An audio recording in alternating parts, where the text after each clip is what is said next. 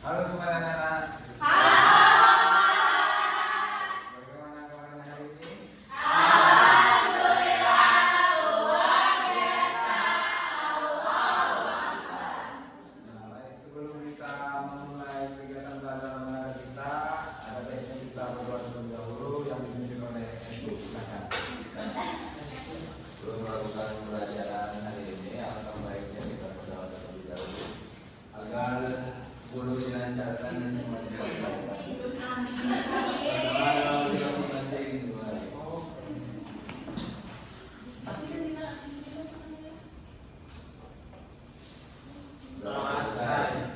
Terima kasih kepada itu yang sudah mau untuk memimpin doa kita hari ini. Nah, sebelumnya ingin bertanya dulu, kira-kira siapa yang tidak hadir? Pak. Kalau boleh tahu kenapa? Sakit, Pak. Pak.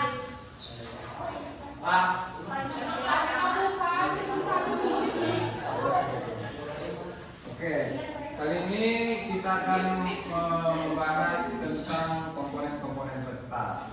Dari komponen peta saya akan tahu komponen peta itu ada berapa? 10. Nah, benar. Nah, oke. Selanjutnya ada. Nah, jadi tujuan dari pembelajaran hari ini yaitu bahwasanya siswa mampu memahami dan menjelaskan komponen-komponen peta.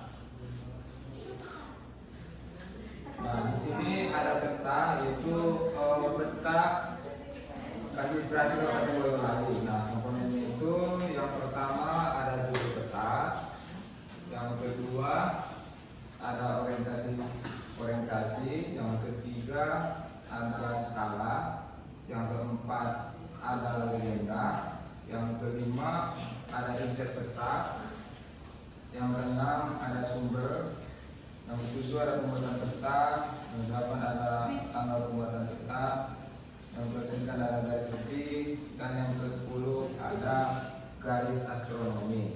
Nah, kita akan bahas satu persatu. Yang pertama, judul peta.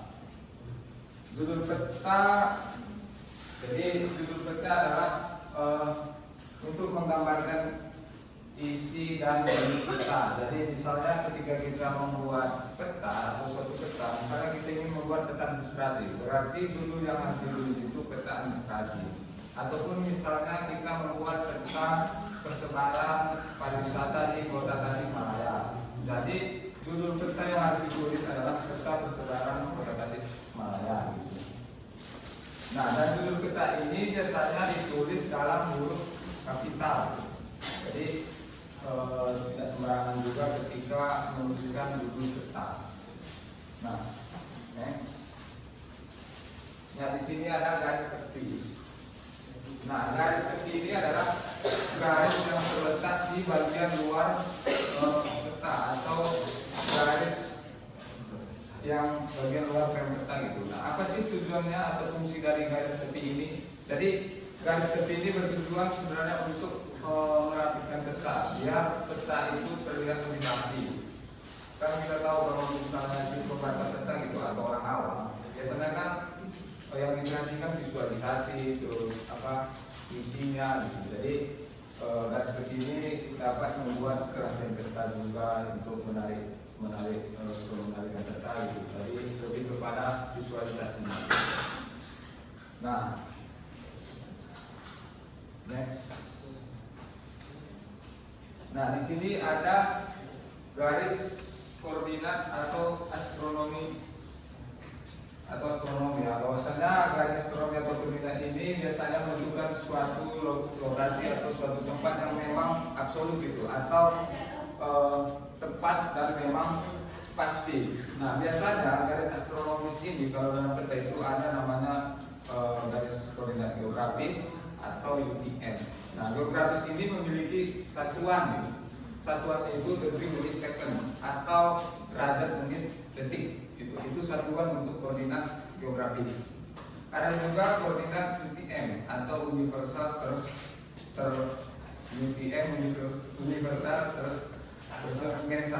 gitu ya. Nah, ini satuannya berbeda dengan koordinat geografis gitu. Bahwasanya kalau UTM ini itu memiliki koordinat satuan itu meter. Jadi tahu perbedaannya apa gitu ya. Jadi aris koordinat itu ada tadi geografis dan ada UPN. Oke. Nah ini contoh penulisan ya, ini contoh penulisan koordinat geografis. Ini seperti 10 derajat bintang utara sampai 15 derajat bintang selatan.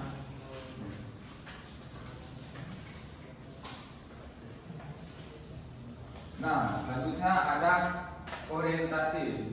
Nah, orientasi ini kalau dalam peta itu biasanya lebih kita kenal sebagai arah mata angin gitu. Nah, arah mata angin ini biasanya dilambangkan oleh tanda panah yang memang di ujung tanda panah itu dituliskan huruf U. Fungsinya itu untuk mengetahui arah, bahwasanya huruf itu adalah utara gitu. Jadi setiap peta yang memang memiliki arah mata angin biasanya utara. Nah, dan biasanya di sini ada terdapat beberapa jenis arah mata angin ya yang bisa digunakan gitu. Yang pertama seperti ini ya, ada bentuk lingkaran, segitiga, tanda panah, dan memang fungsinya sama gitu untuk menunjukkan arah mata angin atau posisi utara di suatu wilayah tersebut. Rekomendasi apa? Kalau rekomendasi, kalau saya sih lebih sukanya yang ini karena lebih simpel tapi memang informasi itu jelas gitu. Baik, terima kasih.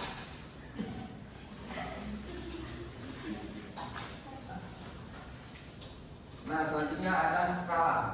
Jadi skala ini merupakan perbandingan rasio antara jarak dua titik pada peta dan jarak sesungguhnya gitu. Jadi kalau misalnya kita ingin membuat peta Indonesia, dalam kenyataannya kan peta Indonesia itu luas ya. Jadi kalau digambarkan tidak mungkin gitu. Maka untuk menggambarkannya kita atur di skalanya gitu, biar posisinya itu bisa sama. Jadi skala di sini artinya itu perbandingan rasio antara jarak dua titik pada peta dan jarak sesungguhnya. Kedua titik tersebut di permukaan bumi sama di lapangan dan pada satuan yang sama gitu. Jadi skala itu dapat membuat peta.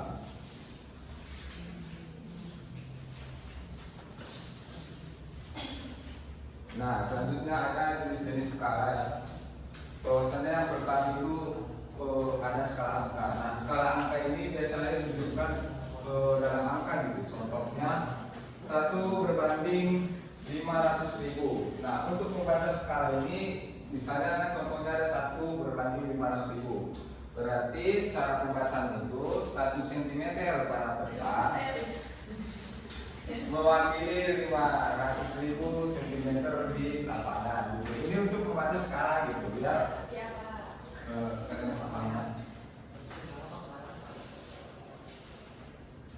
Nah, selanjutnya ada skala garis atau juga sering kita kenal yang lebih sering itu atau lebih umum itu adalah skala bar atau skala batang.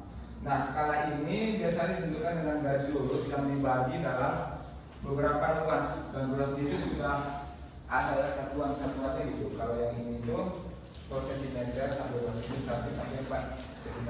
Jadi bahasa minimal 4 cm di peta berarti 20 km di jarak yang sebenarnya.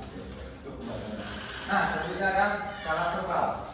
Nah, skala verbal ini biasanya dinyatakan dalam bentuk kalimat gitu. Tapi skala verbal ini jarang kita temui di Indonesia atau dalam pembuatan peta di Indonesia itu jarang sekali menggunakan skala verbal. Nah, biasanya skala verbal ini itu digunakan di wilayah-wilayah Eropa atau orang-orang Amerika.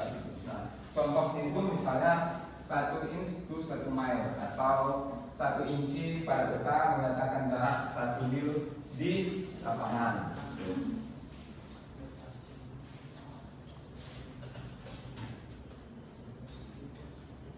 Nah, selanjutnya ada legenda. Legenda ini berarti keterangan dari simbol-simbol ya, dari simbol-simbol peta. Nah, di sini juga ada simbol peta. Simbol peta adalah tanda atau gambar yang mewakili kenampakan yang ada di permukaan bumi. Nah, di sini juga ada beberapa sebenarnya jenis simbol. Yang pertama ada simbol titik. Nah, kira-kira siapa yang tahu simbol titik ini sebenarnya digunakan untuk apa? Tempat. Ada saut. Cium tangan. Cium tangan, cium tangan. Terus, untuk menandai tempat atau lokasi. wih benar. Cium tangan dulu bisa.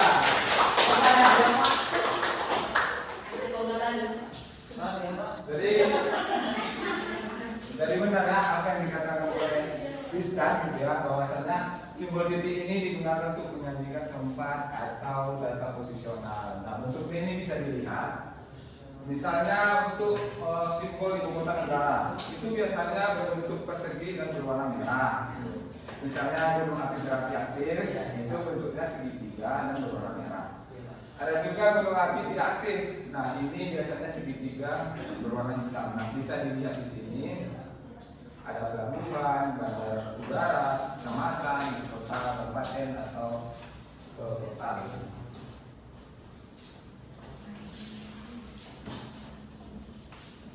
Nah, ada simbol garis.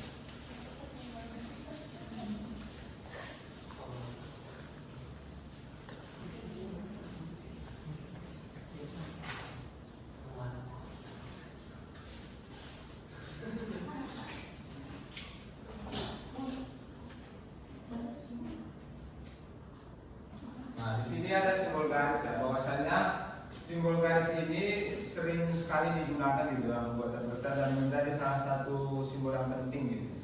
Nah, di sini ada simbol garis itu biasanya berhubungan dengan cara, dan simbol garis itu bisa dilihat itu ada yang diperuntukkan untuk sungai, bisa diperuntukkan untuk jalan raya, ya, kereta api, batas wilayah administrasi seperti batas negara, batas provinsi, batas kabupaten, batas desa dan lain-lain. Dan bentuknya memanjang gitu. Nah, selanjutnya ada simbol area. Nah, simbol area ini biasanya digunakan dalam mewakili suatu area wilayah yang memang memiliki luasan gitu. Misalnya digunakan dalam danau, sawah, rawa, itu biasanya dalam simbol area.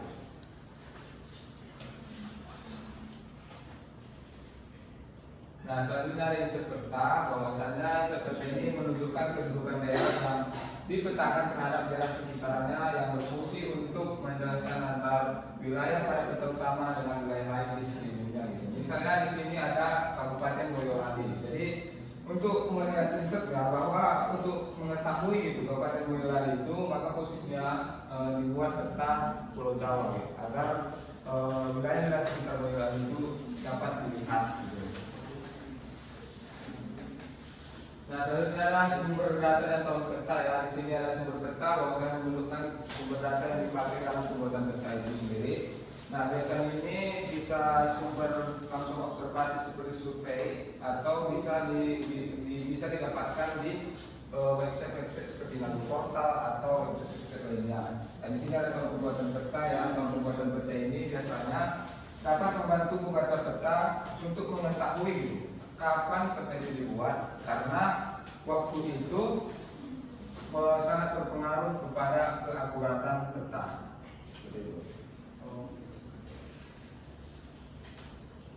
Selanjutnya ada lettering dan warna peta. Bahwasanya lettering ini adalah berupa tulisan itu. Ini untuk penamaan dalam pembuatan peta. Nah, di sini ada yang pertama itu huruf kapital tegak. Biasanya huruf kapital tegak ini di dalam peta itu biasanya digunakan untuk penamaan benua, provinsi gitu. Kalau misalnya kata miring biasanya digunakan dalam penamaan samudra atau lautan. Dan kalau kapitalnya kecil dan tegak itu seperti penamaan kota, kabupaten, desa. Nah, selanjutnya warna peta. Nah, warna peta ini bisa dilihat juga ada warna coklat, warna biru, warna hijau, dan warna merah. Nah, warna peta ini menggambarkan kenampakan merah pegunungan dan dataran tinggi, sedangkan warna biru menunjukkan kenampakan wilayah perairan laut, dan warna hijau vegetasi, dan warna merah itu dan hitam itu hasil budaya dan manusia, contohnya seperti jalan, kota, pemukiman. Dan warna putih itu salju ya. Nah, di sini ada kuis. Siapa yang bisa menjawab yang nomor 1? Sok. Tidak ada. Oh, benar ya. Nanti kamu sudah. Nanti selesai. Nanti kamu jawab. Nah, siapa yang bisa menjawab nomor 1? Siapa yang bisa, Cung? Siapa yang bisa? Ada yang bisa? Oh, bisa, boleh?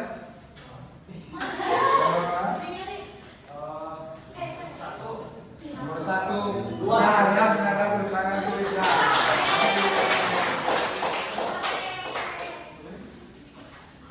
Nah, dan nomor 3, ada yang tahu? Barusan saya jelaskan. Ada Pak. Nah, Sarif. Oke, tenang. Tepuk tangan. Nah, ada yang mau mengisi, boleh ke depan. Restu Pak. Ada yang mau mengisi?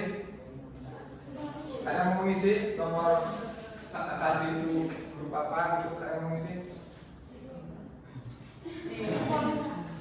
Tidak ada yang bisa?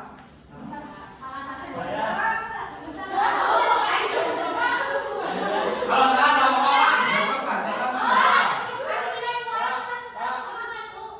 Enggak, semua langsung.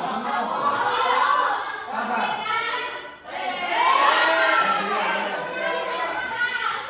Boleh ke depan. Kesimpulan Pak. Bapak gimana sih? Cepat kan cepat.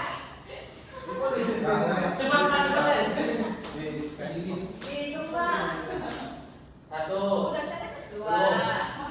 Nomor 1 itu bebas. Semua.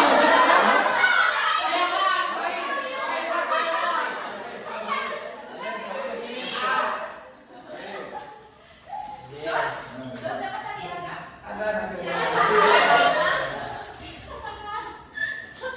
Ayo,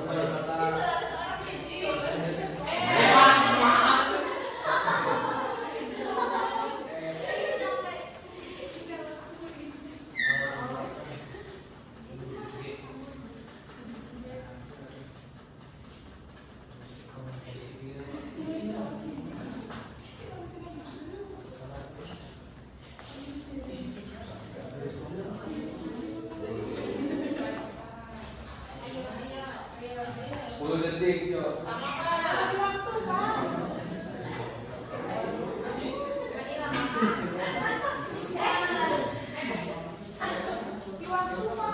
Jadi yang dijawab oleh teman Sarif benar. Tepuk tangan dulu. Nah, jadi setelah tadi selesai pematerian itu, kira-kira ada yang mau ditanyakan dulu? Ada yang mau ditanyakan dulu? Pak ini bertanya Pak, kan biasanya itu sekarang saya suka salah Pak kenapa ya? Kan biasanya itu nggak muncul tiba-tiba sekali teh 0,2 berapa gitu. Itu kenapa Pak? Oh, itu mungkin kamu mau bertanya lewat kanji semua. Ya. Jadi biasanya di situ kadang bisa error gitu. Jadi kenapa tidak muncul? Karena biasanya error atau memang kapasitas laptopnya sudah tidak mencukupi gitu. Jadi perlu dilihat gitu. Nah, selanjutnya, nah mungkin